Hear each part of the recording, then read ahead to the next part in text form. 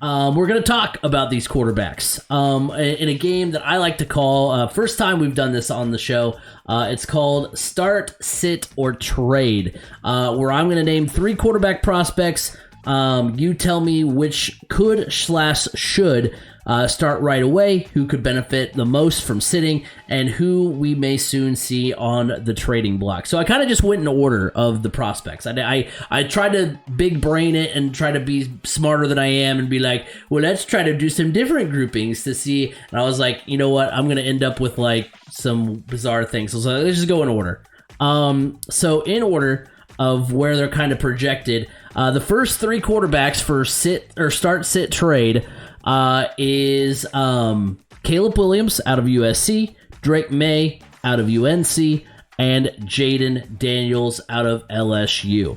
And so for me, it's going to be start Caleb Williams, sit Jaden Daniels, and trade Drake May. And the reason why I have it that way, I start Caleb Williams because I do think that the gap between Jaden Daniels and Caleb Williams is closer than some may think. Like I said, I don't really buy into the whole Caleb Williams is the next Patrick Mahomes thing. I think you could, if the Bears drafted Jaden Daniels, I think that's almost just as solid in my opinion. I think both of those guys could pan out, about the same.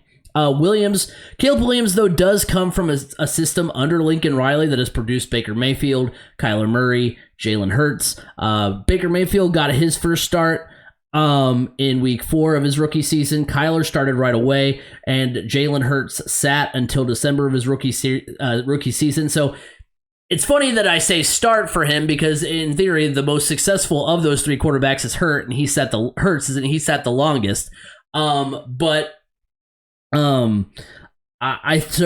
I said, the argument for sitting him gets a little bit stronger, but I kind of, with this first group especially, I did a little bit of metagaming, and I was like, well, there's nobody for Caleb Williams to sit behind, so he has to start. So that kind of is what gives me the edge. But again, I mean, Lincoln Riley has produced more NFL caliber quarterbacks here recently with, like I said, Mayfield, Murray, and Hurts. So to come from that pedigree, I think that gives him a little bit of a leg up to be able to jump in right away and be successful. I say sit Jaden Daniels. Again, the gap between him and Caleb Williams is really close. NFL.com has Caleb Williams draft grade at 6.74. Jaden Daniels draft grade at 6.73. So they're real close. And there's a good chance Jaden Daniels ends up in Washington. That's what I've seen in nearly every mock draft I've seen. Cliff Kingsbury is the new offensive coordinator, who of course coached another Heisman Trophy winner in Kyler Murray. And I've seen some comparisons. Speaking of quarterbacks that he could compare to, I've seen Jaden Daniels compared to Lamar Jackson, who of course did sit for a time behind Joe Flacco. Though who knows if he'll actually sit, because Marcus Mariota is currently listed as the starter. Marcus Mariota has been the placeholder before. See what he did in Atlanta a couple years ago in front of Desmond Ridder. So there's a chance he could be the starter. I think Washington should have kept Sam Howell. Because, he showed, heck, for a time at least, he led the league in passing yards. Like, he'd had a decent year, to say the least. So you could have kind of bided your time with sitting Daniels. But regardless, that's not the case. I do go Daniels over May, though, because to transfer to the SEC and put up the numbers that he did and win the Heisman is really impressive. Jaden Daniels and LSU finished stronger than May and UNC, so that's another reason why he gets the edge. So what Jaden Daniels was able to do, transferring to the SEC, being so successful, having 40 touchdowns and literally 4 picks in his final year, winning the Heisman, that's truly insane. And then last but not least, trade Drake May. Unlike Daniels, May regressed in his final season in college. In 2022, May completed 66% of his passes for 4,321 yards, 38 touchdowns, 7 interceptions. In 2023, he completed 63% of his passes for 3,608 yards, 24 touchdowns, 9 picks. So the interceptions went up, the touchdowns and yardage went down, as well as the completion percentage. So, the quarterback of this group with the least amount of starting experience, whose numbers got worse last year, that doesn't inspire a lot of confidence in me. So I've got start Caleb Williams, sit Jaden Daniels, trade Drake May. All right, so I kind of took this exercise as if I was a GM myself and I had all three of these guys on my roster. All right. I'm actually starting Drake May. I like the intangibles there. Drake May hasn't always had the best talent around him.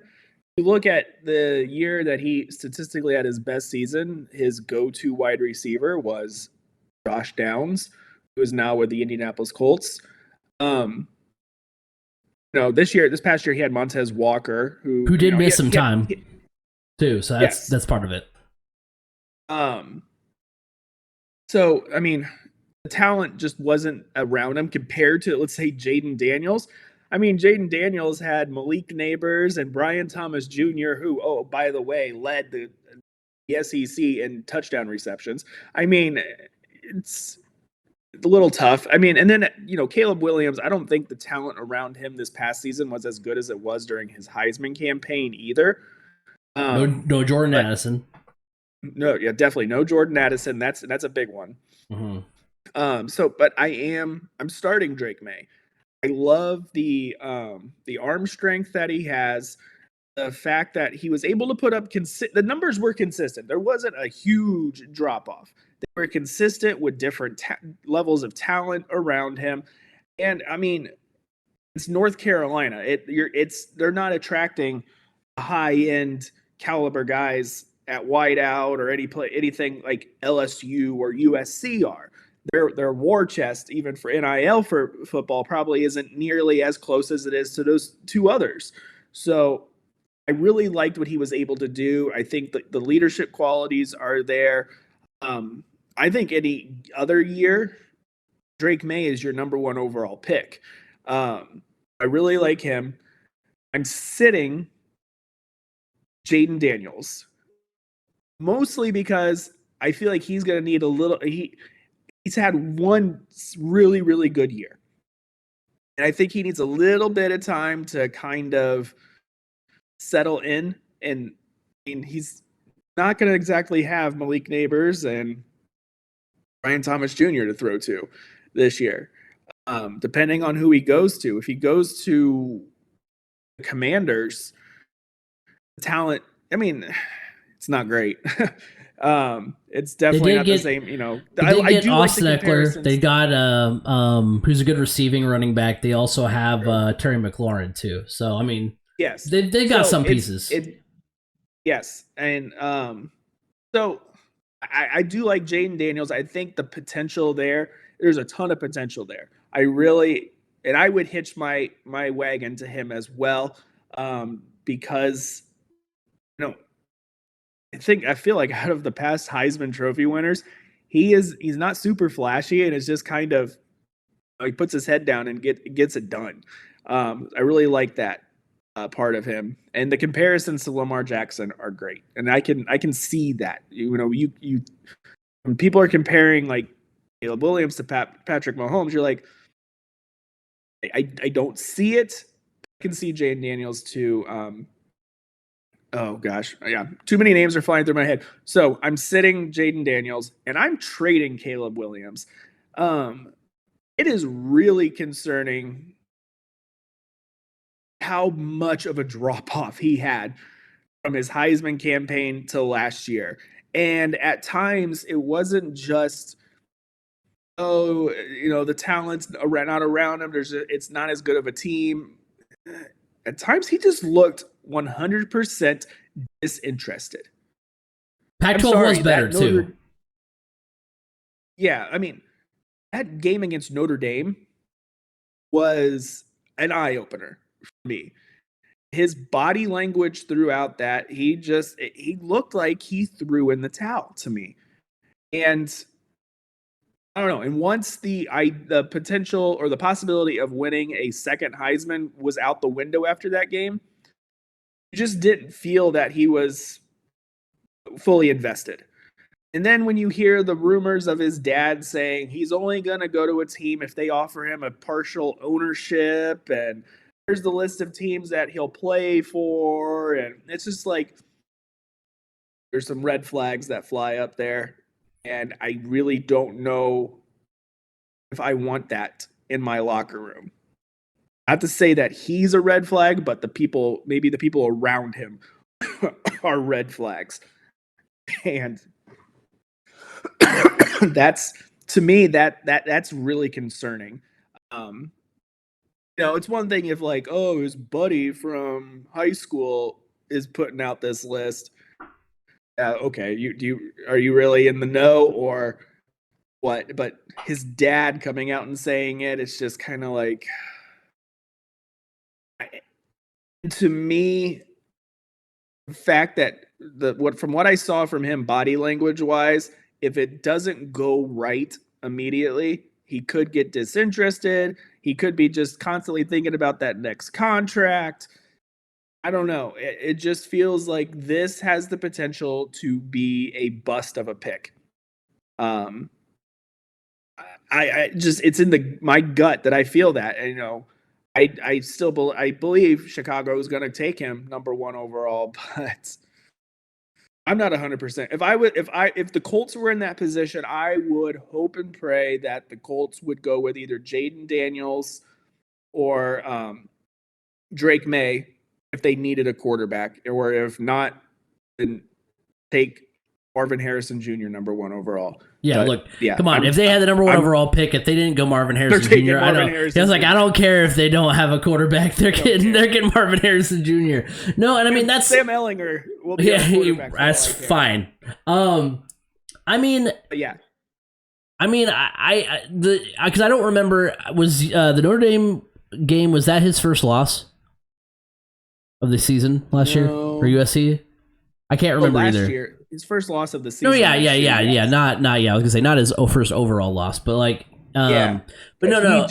Well, I was awful. Well, the reason why I was asking that is because, like, once you, like you said, the Heisman, and then you think about it, with as good as the Pac-12 was last year, like, are you thinking one loss might keep you out of the college football playoff? Like, as the college football playoff hopes started to dwindle and they lost more games, so I mean. You never know what the motivations or lack of motivations might be, but I mean it's a fair assessment to draw because you kind of thought like, man, what is causing things to just kind of be as bad as they got? It can't just be no Jordan Addison, it can't just be the Pac-12 being better, but we'll see. There was even talk at that point that he may sit out the rest of the season and prepare for the draft. It was like, man. If these rumors are true and you are considering this, you are quitting on your team. Okay, I'm not going to get into the, sitting out a meaningless bowl game to prepare for the draft or stay healthy, that whatever. But just I'm done with the season. Yeah, when your team's still in it to do other things. Yeah. So absolutely fair. So we'll see. I like I said, I don't buy into the Patrick Mahomes stuff, but we'll see. What happens, and like I said, it's pretty much a foregone conclusion. It's going to be him, round 1, pick 1 to the Bears. So the second grouping of quarterbacks, I've got J.J. McCarthy out of Michigan, Bo Nix out of Oregon, and Michael Penix Jr. out of Washington. And I'm actually starting Michael Penix Jr., not just because I got to see him in person this past year, not just for that reason. You got to see Bo Nix too. That is true. I can't really say that, can I? Because I got to see Bo Nix as well in person. So I mean, Penix's numbers at Washington were insane if you dig into them. I mean, 2 seasons of 4,500 plus yards. He was consistently at 65% completions, 31 touchdowns in 2022, 36 last year. I think for the longest time had like a stretch of like almost every game was a 300-yard game for him, compared to J.J. McCarthy, who never threw for more than 3,000 yards in a season. 22 touchdowns each of the last 2 seasons.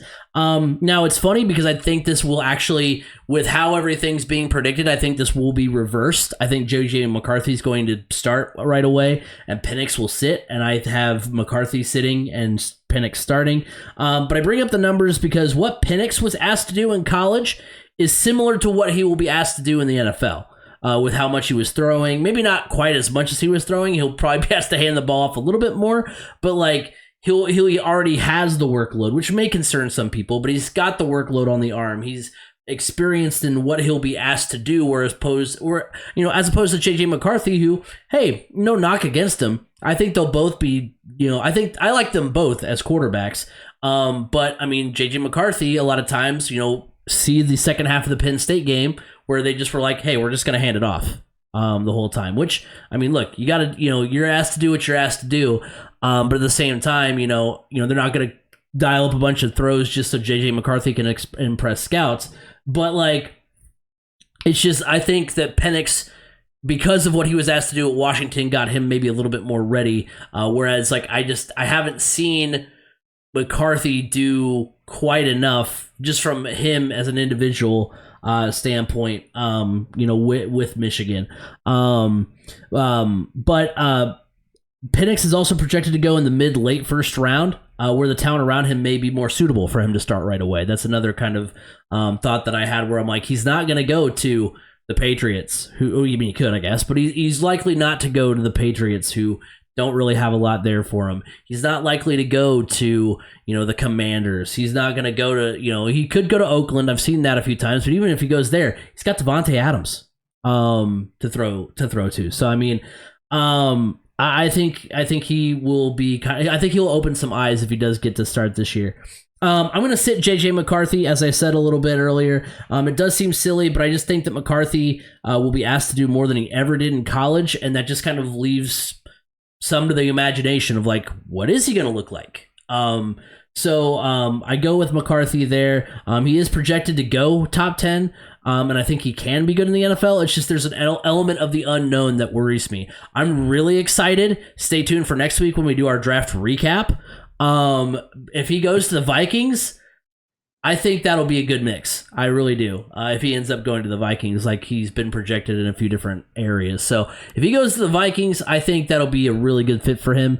But we'll see. And then I'm trading Bo Nix. Last season was the best season for Bo Nix. 77% completion, 4,500 yards, 45 touchdowns. Those were all career highs. 3 interceptions, also tied for a career best.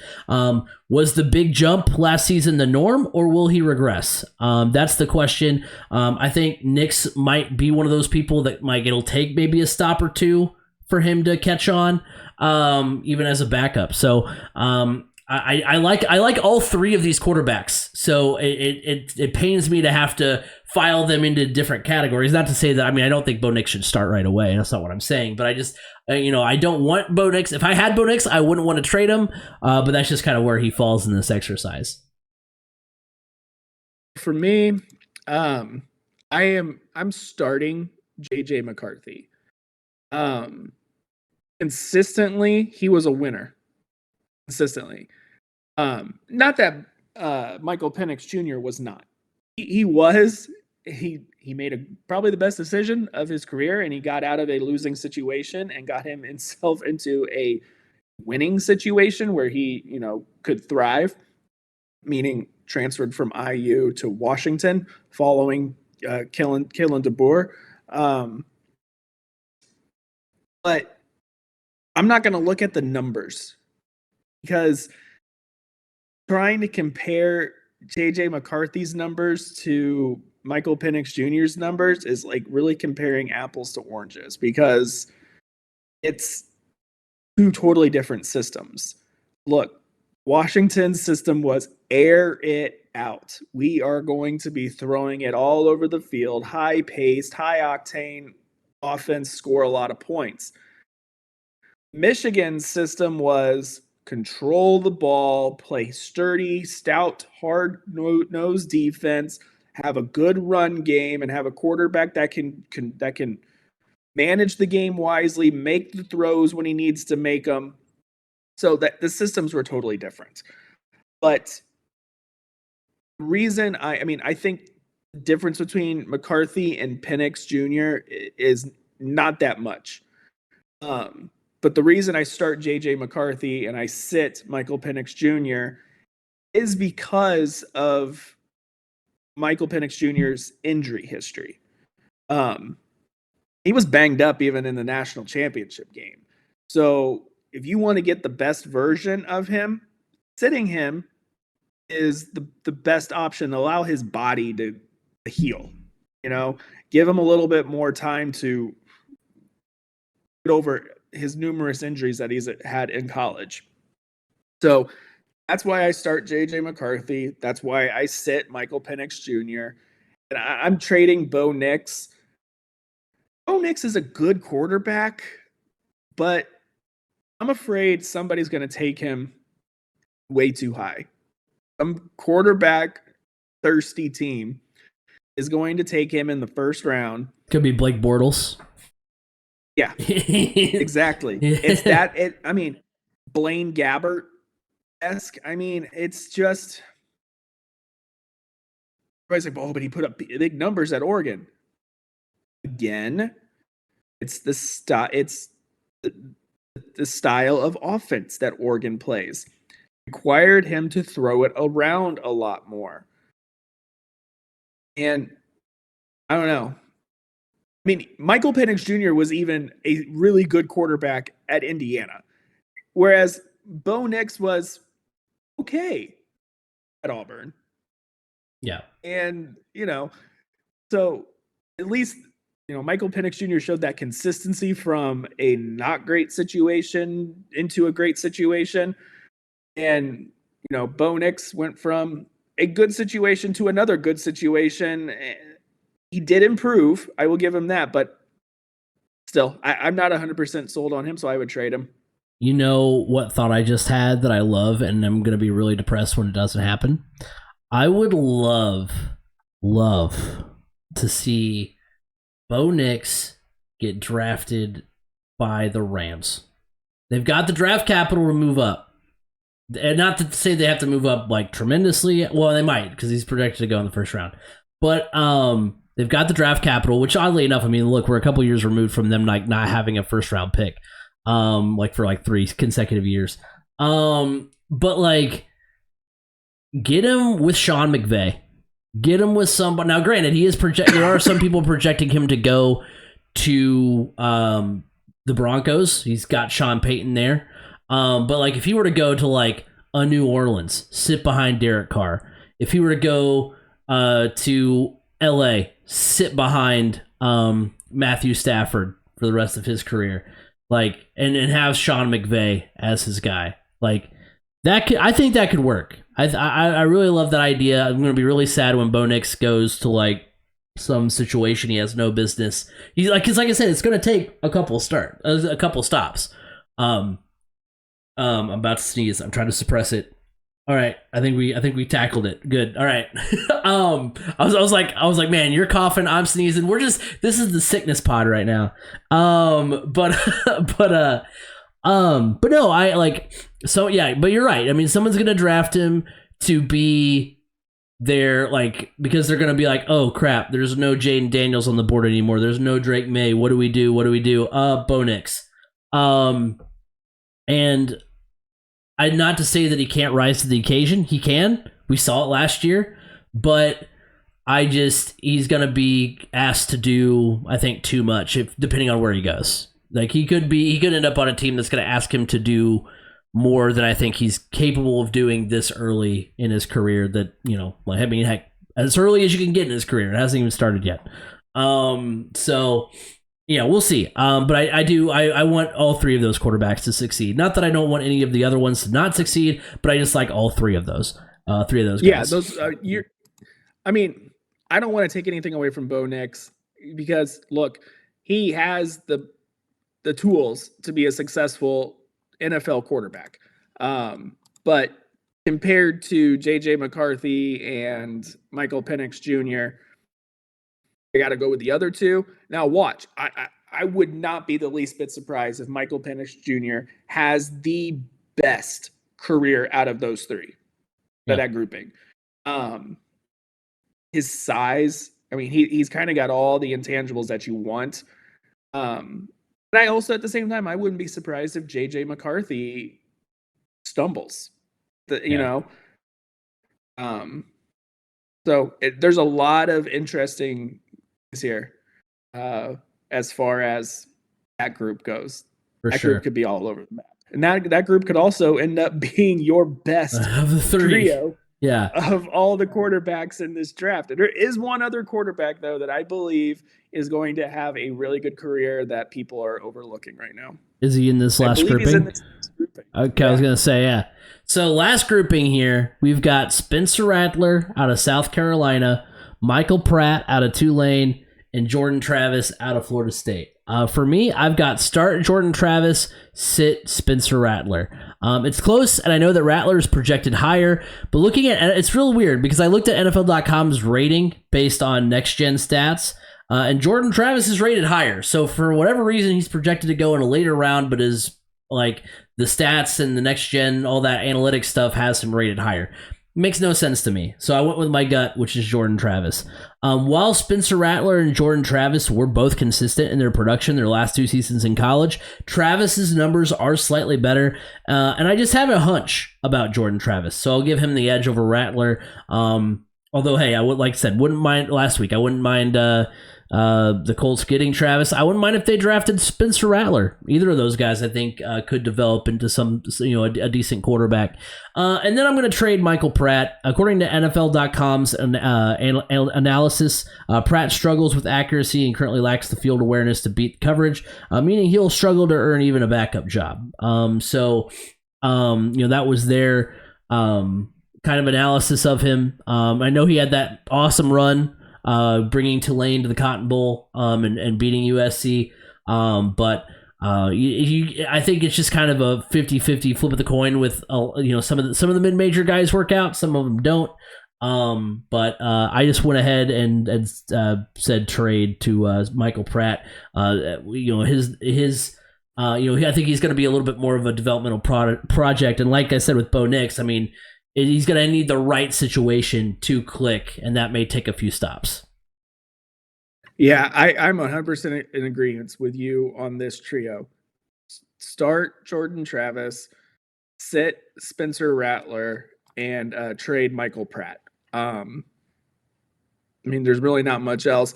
Look, in all the mock drafts I've run through for the Colts or whatever, if Jordan Travis is sitting there at a certain point, I grab him because I think he would be the perfect backup for Anthony Richardson. And if Anthony Richardson goes down with an injury, I don't think the Colts would miss a beat with having Jordan Travis there. So, yeah, there's really not much else to add on to that one just because, I mean, Spencer Rattler, I think it's closer to Spencer Rattler and Michael Pratt being able to flip-flop in this group. But, Spencer Rattler has more of a consistent career.